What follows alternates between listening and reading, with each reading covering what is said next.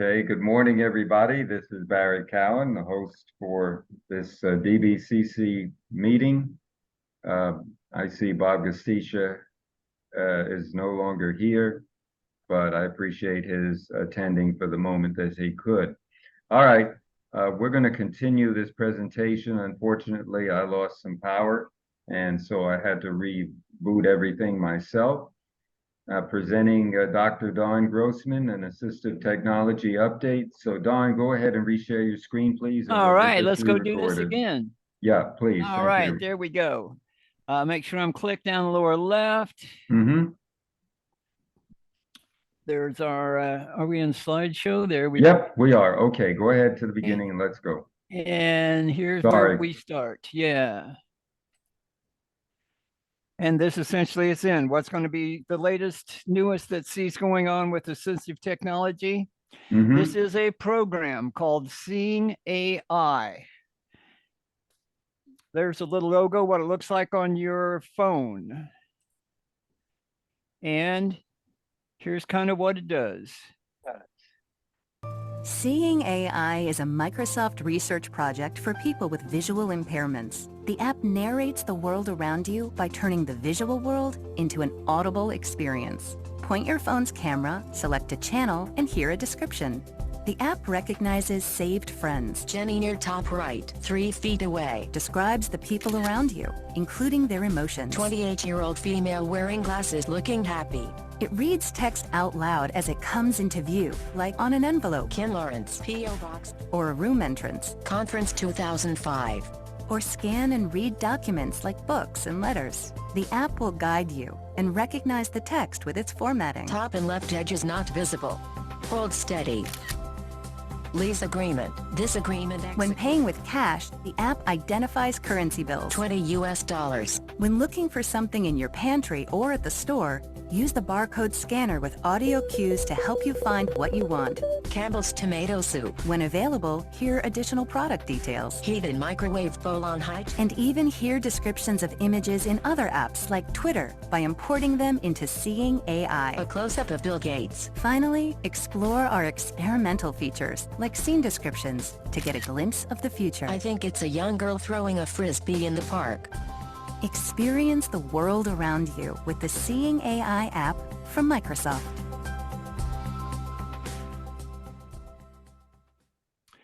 Thank you. So that's kind of a quick little overrun of this product on exactly what it does, kind of setting it up so that makes people with visual disabilities, either blind or visually impaired, to be better operational within your environment. I'm going to kind of run through some of the different of the apps and a little bit more in detail what each of these do. This is one called Short Text. And by the way, this is available in both the Apple and the Android. A couple of the advanced features in the Apple, you need the bigger processor and the LiDAR as opposed to just the photo kinds of stuff for some of the stuff you do, but not so much. Well, we'll explain that later. The first one they come across is one that's called Short Text. And this just deals with, I need to really quickly see what the instructions on the back of this microwave thing are. Seeing AI. This is a free app that narrates the world around you. Designed for the blind and low vision community, this app harnesses the power of AI to open up the visual world and describe nearby people, text, and objects. So right now, I'll launch the Seeing AI app. Now there's a set of options along the bottom to be able to choose from. I have short text, document, product, person, currency, and others. I'll start with short text. This allows me to point my phone at any text like this. All out of fruits. And you can point it and it'll read it out loud. Oranges. Now I'm going to switch to... Okay, that's for just looking quickly at what things are saying. If you want to look at a menu or something like this in a restaurant or something like that, just a really quick look. The next one on that one, if you want to look more in detail, if you've got a whole page of text and you would like to have it read to you, it will do documents on this also. Now I'm going to switch to document. This allows me to take a photo of a page and then run OCR. So here's a paper here. Bottom left corner not I get visible. feedback on how to center. Hold steady. Processing. Takes a photo, assesses, and now I can read this out loud. The study of Earth's landforms is called physical geography. So just take a photo of any piece of paper or a book, it runs OCR, and it can read it out loud. At the bottom, I can make the fonts bigger or smaller just by tapping right there. So you can get a sense, and it highlights the word as it reads it out loud. Product. So there you go. You've got full text, and you can read page after page if you're going through a book or a set of instructions on that one. So you got more document.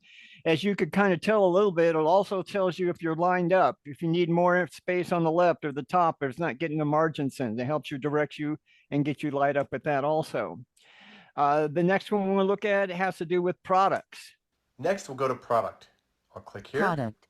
Now I can hold my phone up to any UPC symbol like in a store, Process. Rich chocolate hot cocoa mix. Rich chocolate. and it'll quickly tell me exactly what product that is. Baking powder. So baking powder and hot chocolate. So this is really useful if you are wanting to be in a store or in your pantry like I am here and identify different products just by their UPC symbol. I didn't find any recipes, however, with baking powder and hot chocolate. Yeah. The next one has to do with identifying people. This will also allow you to do that. Now we'll go also. to person. Person.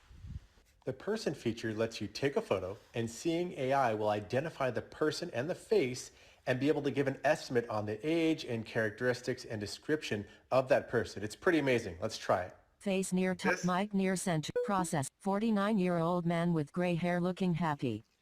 Hey, it's pretty close. I'm almost 49, but it allows you to take a picture of someone. And I can save that photo. Yeah. In addition to that, the interesting part is once you've got those photos saved, like with your contact set, if you go back and you take that shot again, it tells you who that person is. That's kind of working like that on this little thing they've got that hooks up to your glasses that helps you identify people and signs and stuff like that also. So if it's someone that you've already shot before, you click, it tells you who they are as well as any other description information you've got about it. So also the next one you've got is being able to identify the scenes that Next you're up, we'll involved try in. What do you scene. see? And so if I click scene, I Scene. can take a photo of a Preview. scene, and it can try and describe it based on AI. So we'll take a photo here. Processing. Probably a guitar next to a bookshelf. Pretty good. Let's try another one. Processing. A desk with a laptop computer sitting on top of a wooden table. Very nice. Let's try one more. Processing. A living room filled with furniture and a fireplace. Pretty nice. Okay, those are different scenes. You can do indoor or outdoor. Yeah, I took a shot on my patio and it did tell me that I had a nice patio, but it was probably a little messy. So you got to be careful there. Currency is also has the capability of doing here also. Now this works with currency as well. I've turned on the currency switch below, and I can hold out different dollar types. Let's watch Seeing AI. $1 US. $1. Let's try this one. $5 US. $5. Okay, let's try this one. $20 US. Wow. Now there's a little flag here in the lower right, American flag. I click this, and I can change the currency. Let's try Canadian. Let's put our friend Elizabeth out there. See if Seeing AI gets it.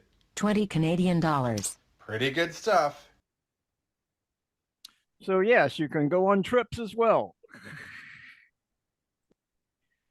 Also helping you identify colors. If I trying to put together a nice outfit and I can't see well enough to see what color the shirts and pants are, If I click on color, it will use the camera's lens and gauge what the color is. So let's click Color. this.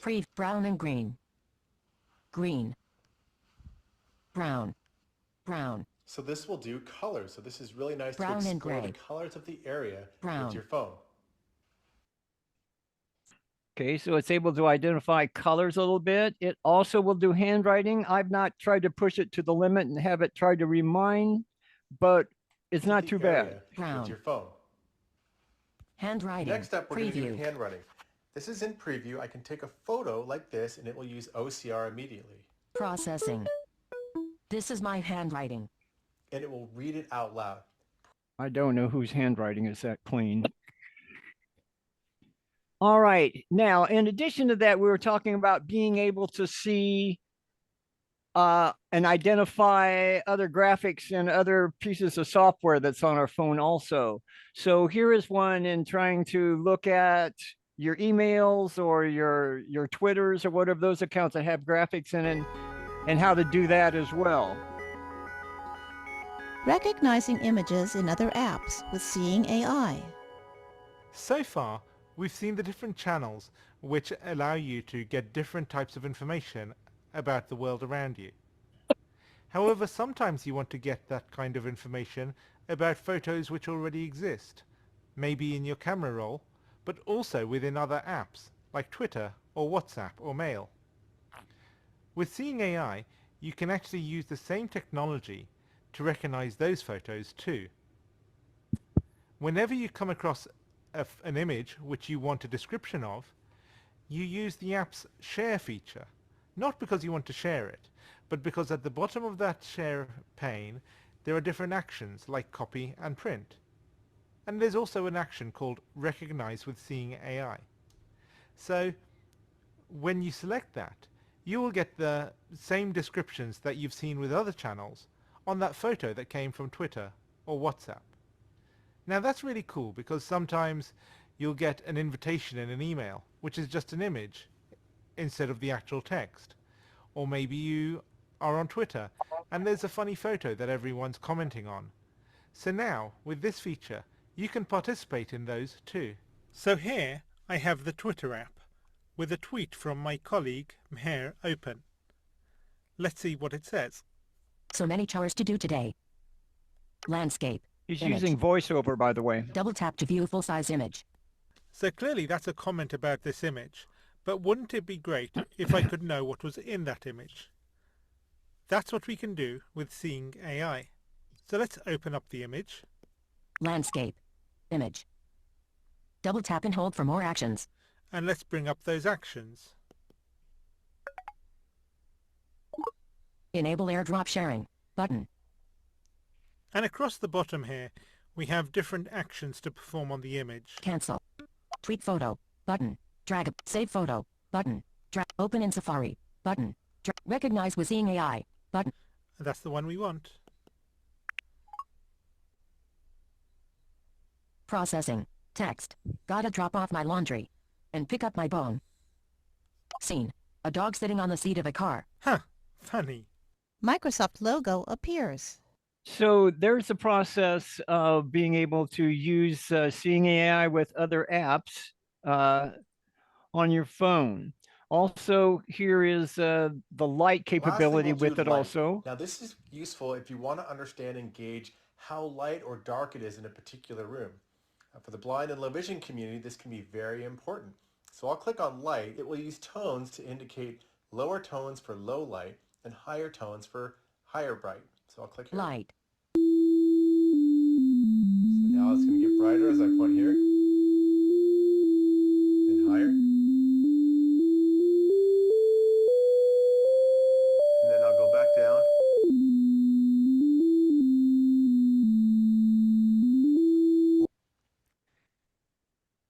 So I guess in that kind of situation, if you're trying to be romantic, you want to go with the lowest tone as possible if you don't know what's going on. Also, a little bit about the settings on this. They're pretty simple, but it gives you some good flexibility. In the upper left, you click settings and there's some options here. So I go to settings. I can configure Siri shortcuts, haptic touch shortcuts.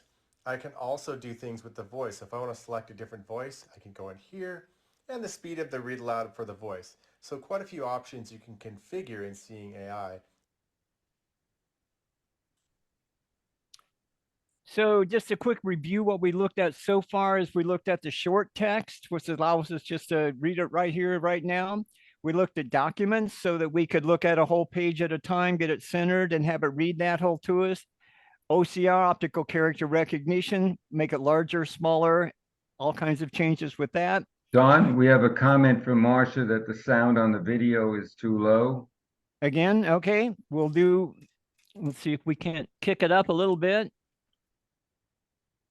Not yet. Okay. I'll try to be redundant on this and repeat it a little bit as we go along then. All right. We looked at products, being able to read the scan codes on them.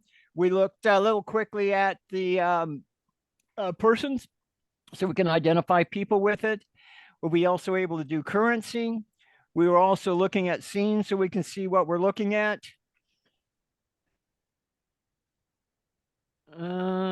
Okay.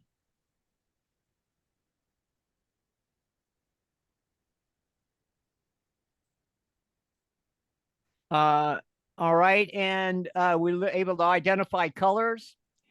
We're able to read handwriting. We're able to do the lights.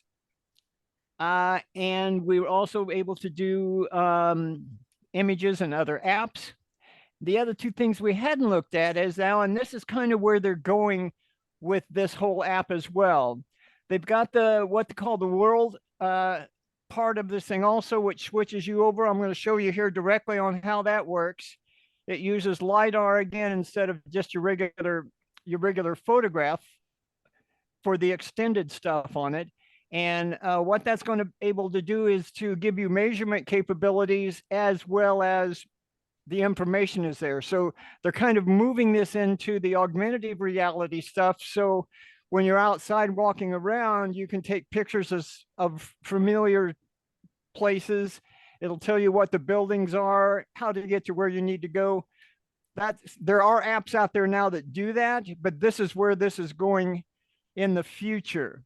Now, currently, there is something they call indoor navigation. I'm going to show you how that works. The indoor navigation works off of that, and I will do my best here to crank this up all the way sound-wise.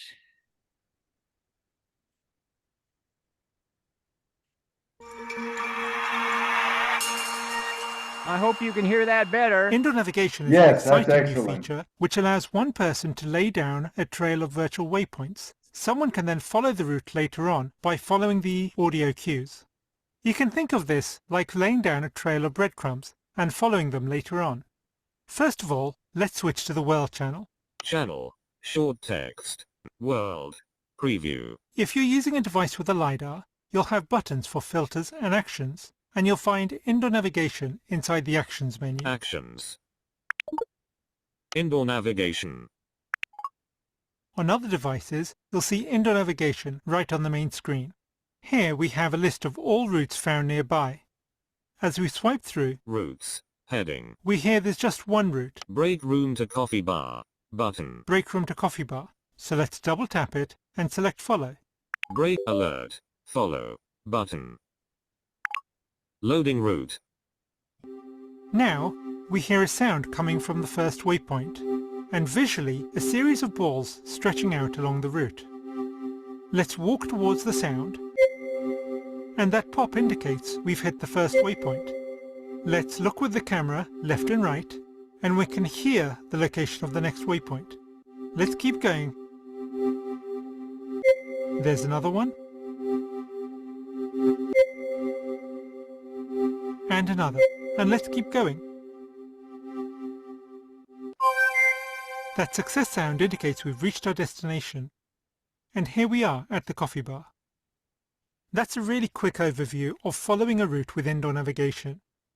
This is really early technology, and we invite all feedback from the community. We want to know how you use this and how we can make it better. So yes, indeed, they are reaching out. Now, one of the things is, yes, you do need a set of earphones for that, and they need to be stereo so that it can give you the three-dimensional sound so that you can turn left or right, trying to figure out the direction in which you're going. But that's one of the new ones that they've got out, and you can see the potential of where this might be going once they start doing the augmented reality types of things in the outdoors, let alone just the indoors.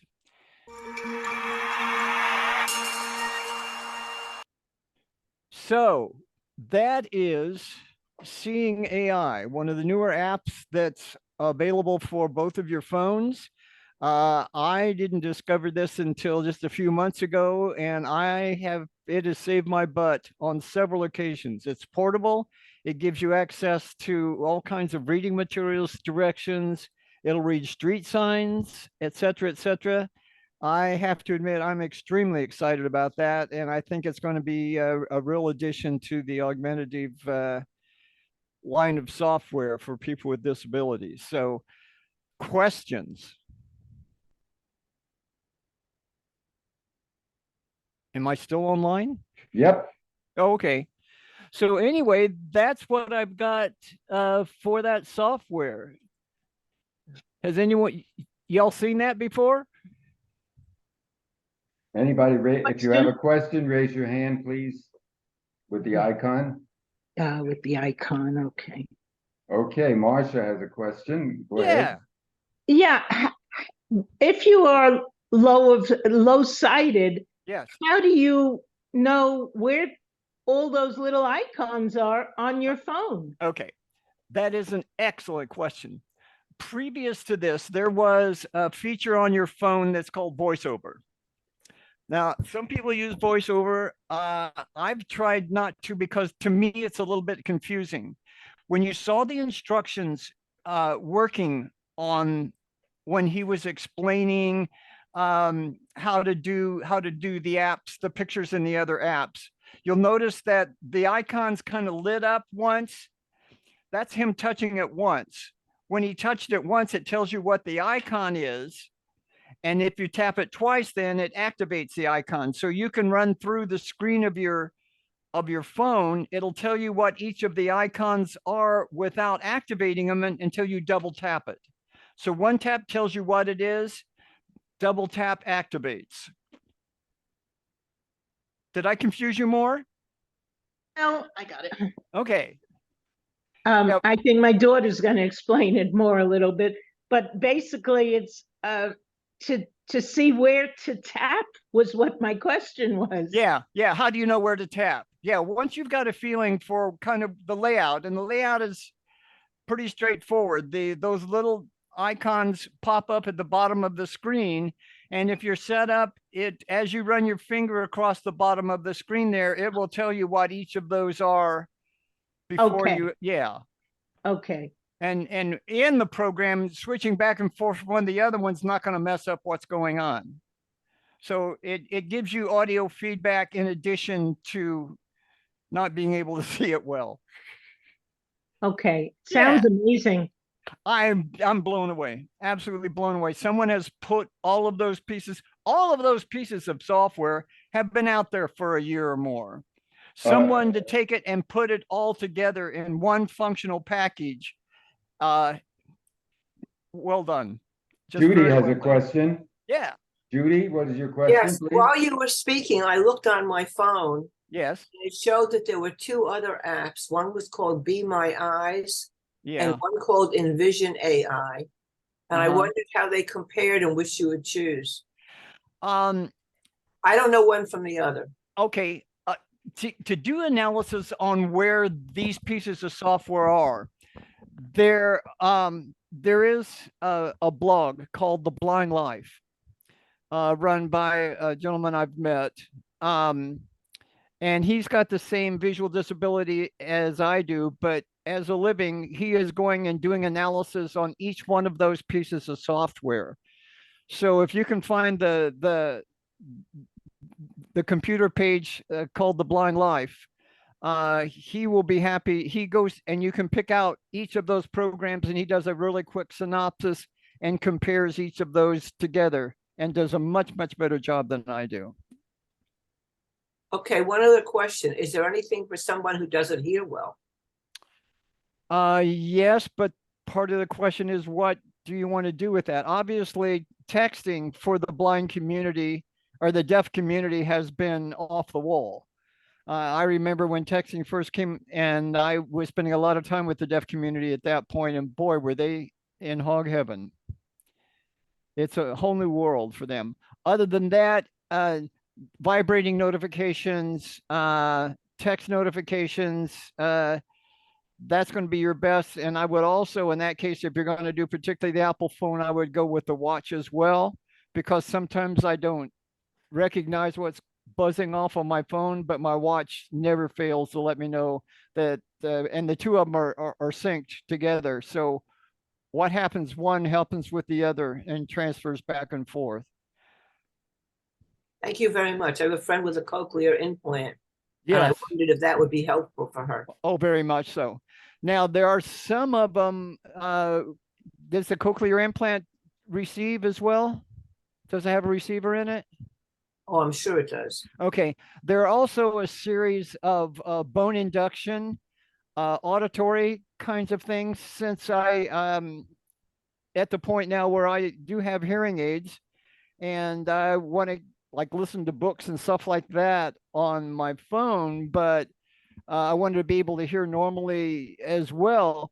There are a couple sets of earphones that fit over the back of your head and hit the bones in front of your ears and do an induction through the bone as opposed to overriding where your hearing aids are. Yeah, my hearing aids are linked into my phone so I can have conversations and nobody knows, so that's fine.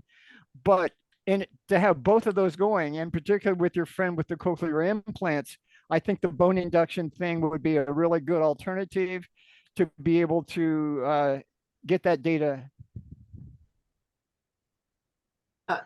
I don't quite understand what you said for the bone induction. Okay, her cochlear implant only works for one side of her head. Okay, but it's set up, the information that what would normally come in through the ears is induced in the bones where the semicircular canal structures are set.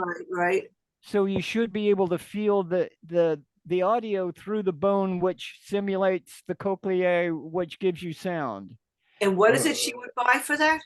There are earphones that are bone induction earphones rather than put them in your ear. Okay, thank you. And they're not expensive, by the way. They're not expensive. Amazon had a sale on that. Those induction things are like,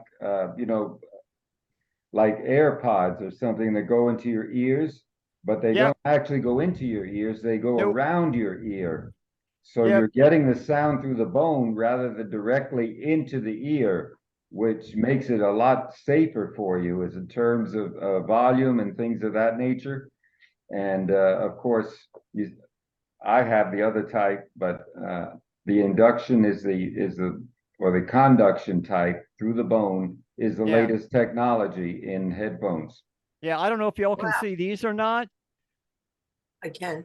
Yeah, these are induction earphones with a microphone, and they were cheap. They were real cheap. So yes, the induction happens here in the side and induces it in my bone structure right here. So I can hear and speak with this and still have my hearing aid set inside there. Steve, you have a question? Excuse me, Judy. No, I have that also, that bone induction one is very good. Aren't they good? Yes, you can hear other things with your ear, unobstructed, and I do recommend it. That's the way to go. Concur. Yep. I'm sorry, Judy, I interrupted you. Do you have anything more to say? Well, you said they were really cheap, but I don't know what really cheap means. Seems to me they were like, don't quote me, but somewhere around $30. Okay. That neighborhood, certainly under 100, and I think it was less than 50. Okay. You can look on Amazon or Google. Just ask, compare. Just put in bone induction hearing. Yeah. Hearing, yeah. Thank you very much. I will tell her. May open up a whole new world. You never know. Anybody else? Yes, Marcia, go ahead. Unmute, please. Mute. Okay. Okay, go ahead. My daughter's visiting, and she's a librarian up in New York. And so she's been listening in on this, and she had a question, not specifically about the AI app, but go ahead. So it's okay if, this doesn't, I'm in my pajamas. I was really hoping we're all in honest. Oh, thank you. Okay. Yep, thanks. More information than I needed. Thank you. Yeah. That's all right. Nancy, go to the question. Just go to the question. Okay. Yeah. So I've been trying to improve the accessibility on our library website for visually impaired people, people with visual impairments, and I've been using a screen test accessibility compatibility tester, and it brings up all sorts of red flags, problem areas on our website. And I've tried using Apple to test screen reading to see how it would be, what the experience would be on a website for someone with visual impairments. And it's not great. And I'm wondering if you can recommend a way to test out how a website would read for someone with visual impairments. Does that make sense? Oh, absolutely. And first of all, though, I would like to give you kudos for taking that initiative and making sure that's happening in your library. I want to give you strokes for that. I appreciate that. Absolutely. Yeah. My initial job was I designed and built a computer lab for people with disabilities at the University of Florida. So I know how difficult that can be. You might try and see if you can find some linkages to what's called WC3. And it's the worldwide consortium on accessibility at the public radio station in Boston, whatever Boston's public radio station is. They've taken the initiative, written out the criteria, but the World Wide Web Consortium, W3C, is the one who sets the standard based on that. They are ahead of the curve far enough that my guess is they probably have an analysis system where you can check it out really quickly also. Yeah, I'm familiar with WC3, Yeah. but I hadn't found it in there, but it may be in there. All right, try the accessibility, and I'd have to go do some research myself. But Boston Public Radio, it's not the NPR. Anyway, Boston Public Radio, see if they look on their site and go to their accessibility, because they're the ones who set the standard sets. They may have a podcast there that would be helpful. Yeah, and they've been doing this since about 1980. So check with them. I wouldn't even hesitate to call them up and say, look, I'm a librarian. I'm trying to make my stuff accessible. What do you have that helps me do an assessment of the websites that I've got in my library?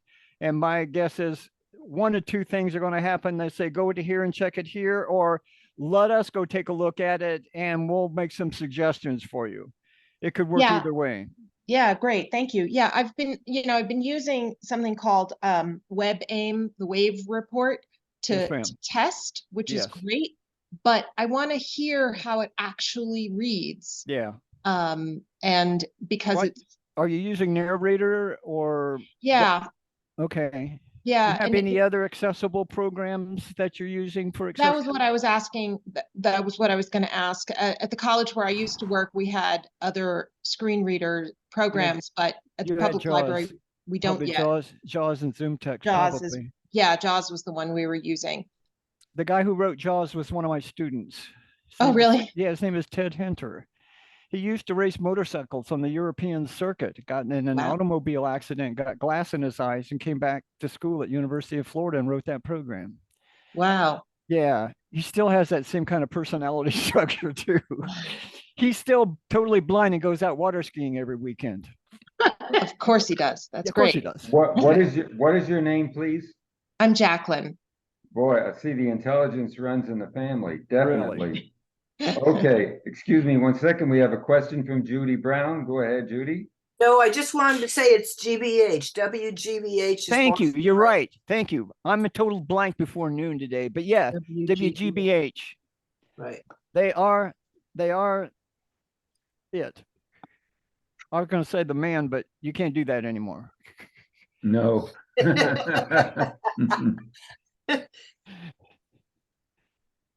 Thank you, WGBH. Yes, they are. They are over in Cambridge area. Great group of people. Yeah, right by Harvard. Right by Harvard. Well, yeah, that's where I was when I was working with them. Harvard's got some good stuff also, if you want to look at their accessibility stuff as well. They help write some of the analysis stuff. Did you check YouTube also to see if there are any additional sources? That's another good spot for it. Marcia? Yep, thank you. Jacqueline, you should be very proud of Jacqueline. She sounds very intelligent and very, passionate about what she does and runs in the family. I can see that. I can see it, the activity, and I'm very proud of. You should be very proud of her. We are. She's actually not just the librarian. She's the director at this library in Rhinebeck, New York. Wow. Okay. Where is that? Where is Rhinebeck located? Across the river from Kingston. Okay, they're not getting the that. Hudson. They're in that rain area where the Hudson, where the floods were. Yeah, a lot of rain. Do not, I don't know if my email's posted or not, but do not hesitate to send me an email or call me or whatever, please. I'll follow up. Thank you. You bet. Okay, folks, we're sort of, go. How are we doing? On time, we're good. Time-wise, we're just spot on. It's almost 11, it's 56 at this point. Okay, then they won't be. Well, if there's anything else anyone has to say, well, we have nothing more coming up. I think in big events, Apple, of course, is going to be producing its devices in September. Everybody is not running out to buy anything new because you can repurpose so many devices. I found that out, especially. Yeah, really. I've got a iPhone 11 that's working great. They just took the SIM card out, and put it into. I have my new phone, and the other one serves as a cellular phone in case I don't want to get any calls from anybody. That's a good way to take the right other phone with you and let everything go into the voicemail in the usual phone. And I think the LiDAR started with 14 Plus. Was the first iPhone that came out with the LiDAR as opposed to just straight photography stuff. Yeah, and we said the police use that. That's how they get you with the gun. They use LiDAR technology. Well, off of the plate or whatever else to get you speeding. It's much racket. And it's also now with the measuring apps that they've got with the apples, you can just set it in the middle of the floor and it tells you where all the walls are. And I'm going like, well, how'd they do that? Well, it's with the LiDAR because it's got laser in addition to the photography, integrates them together and can tell you the distance to your walls and doors and ceilings and stuff. Marcia, you have another question? Yeah, we had a different talk on assistive technology, and it was something that showed a woman who only had one arm and the things she could still do. And I want to show that to my daughter, but I don't remember which of our videos, what date it was from. Can you tell me, Barry, where I would find that in our old paper reviews? Was it one that I did earlier?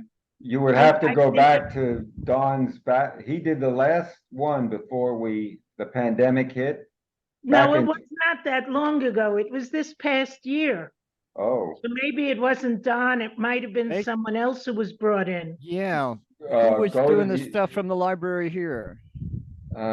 I don't remember, but go to the YouTube channel and you can see all I've got 150 something up there, and adding today's.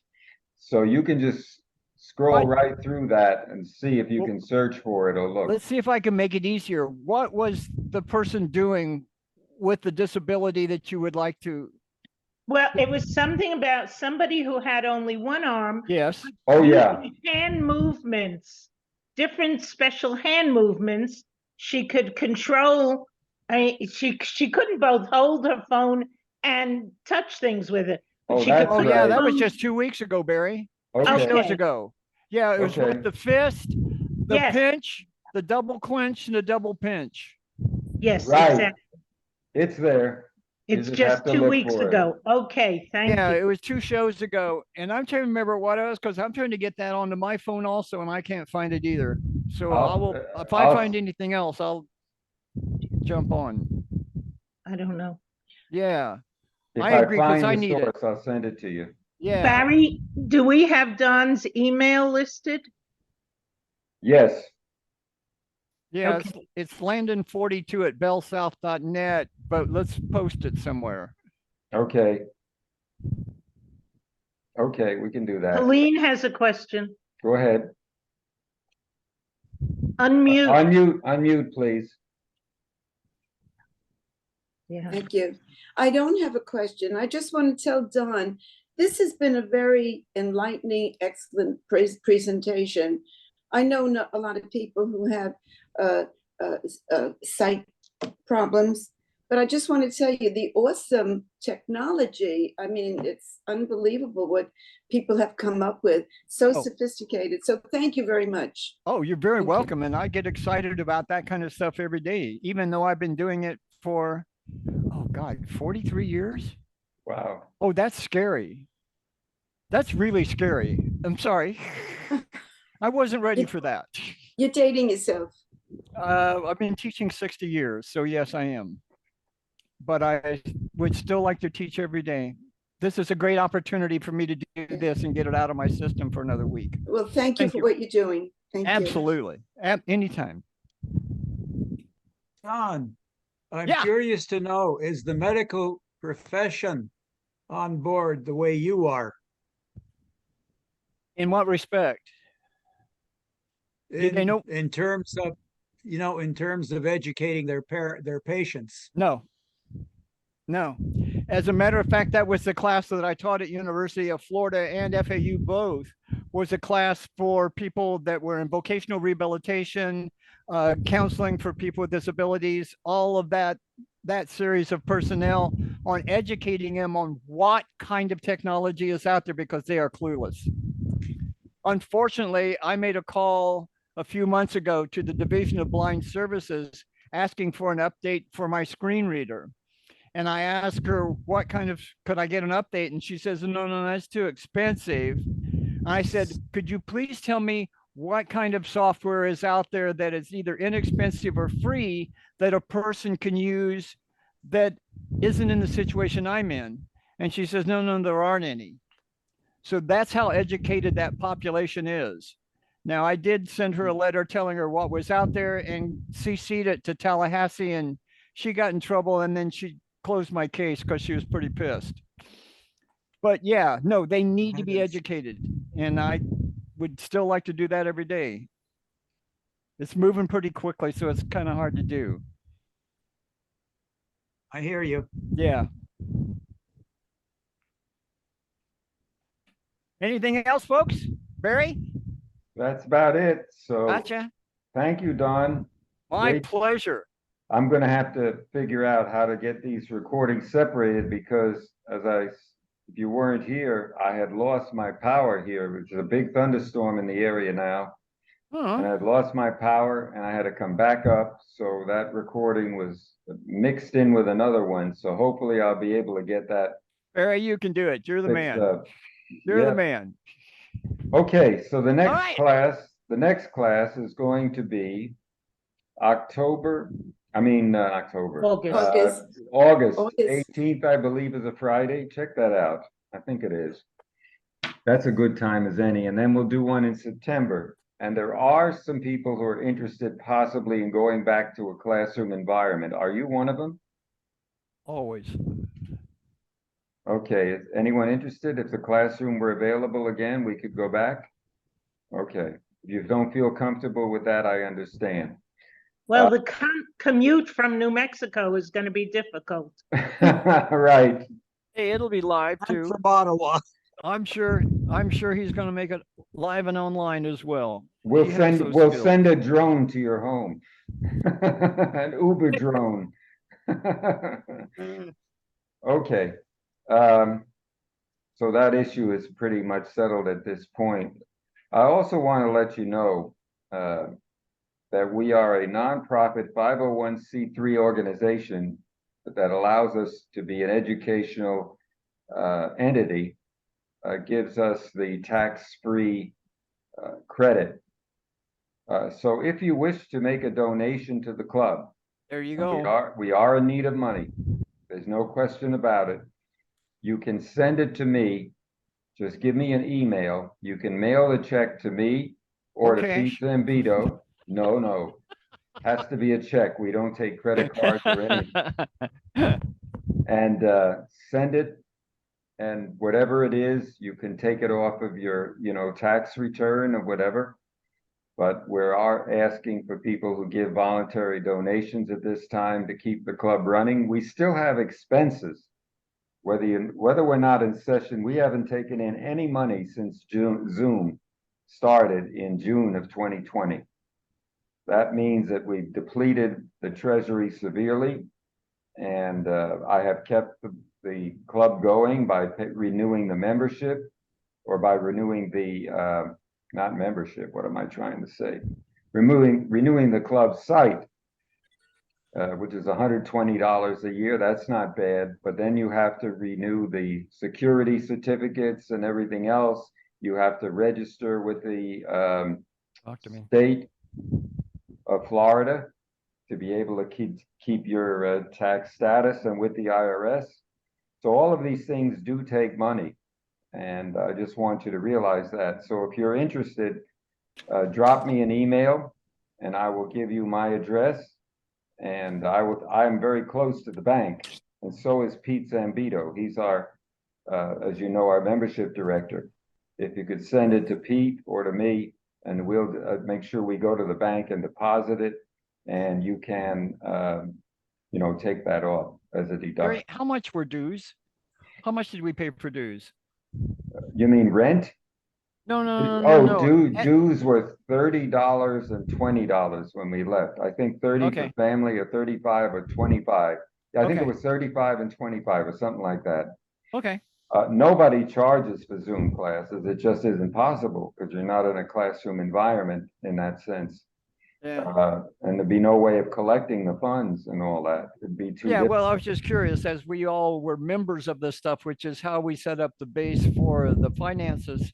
I personally would be willing to pay dues on a regular basis so that we could get some kind of something going in that area. Well, we used to have Mel Robbins used to do that, and he would donate, I guess, give $100 or something, and then part of it would go to his classroom dues and whatever else. Got it. So I understand. All right, we'll look at some other, including PayPal, someone mentioned. We'll look at some other ways, or Zelle is a good way to give money out if we can set that up to keep the club going. I'm going to be checking on the status because I've got notice my ego is so big I can't get a hat to fit. That's why, because I've got so many jobs here. I'm acting president, acting secretary, acting treasurer. We don't have any. All we have is myself. Carol Friedman is hanging on, but she has tremendous responsibilities in Century Village as the president of Cookby, and she will hopefully be able to come in, she said, next month and do a class, although we don't know that for sure. Good to see you again. Yep. All right. It's been great. Again, as usual. We're cutting a little bit short today, but I've got a storm here I've got to deal with and everything else. So be safe and well, and we look forward to seeing you next time. God bless. All right. Thank you so Bye, much. everyone. Thank you. Bye for now. Let's hope I get this right. Wait a minute. I don't want to. What city are you in? I have clear weather here. I'm in Margate. It's thundering now in Deerfield Beach. Yeah. Yeah, I'm in Margate. Thundering in the village. Right. So watch where out. I am. Wow. Okay. Okay. Wave goodbye. Bye. Bye. Ta-ta for now. Okay.